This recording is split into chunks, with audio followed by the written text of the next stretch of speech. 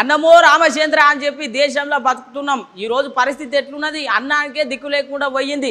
బియ్యం ధరలేమో ఆకాశానికి అడుగుతున్నాయుల్లో. గిసొంటి సమయంలో కేంద్రం అయితే మంచి శుభవార్త చెప్పింది. ఆ శుభవార్త ఏంది, ఏం సంగతి ఒకసారి మీరే చూడుండ్రి.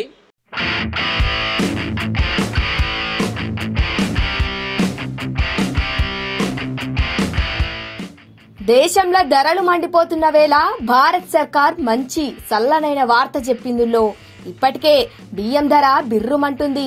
సామాన్యులకు అందకుండా పేదోళ్ల కడుపు నిండకుండున్నది. ఇసోంటి దీన స్థితిలో దిక్కు లేకుండున్న మనకు దిక్కైతుంది కేంద్ర సర్కార్. బియ్యంను సబ్సిడీలు అందిస్తున్నది. కేవలం 29 రూపాయలకు కిలా 5 కిలోలు 10 కిలోల బస్తాలు ఇస్తున్నది. బియ్యం ఒకటే గాదుల్లో ఇంతకుముందు గోధుమ పిండి శనగపప్పును సబ్సిడీలు అందజేస్తున్న విషయం ఎరకైందే. కేంద్ర సర్కార్ ఈ ముచ్చట తెలిసిన ప్రతి ఒక్కరూ ఇసోంటి నిర్ణయం చాలా మంచి నిర్ణయం.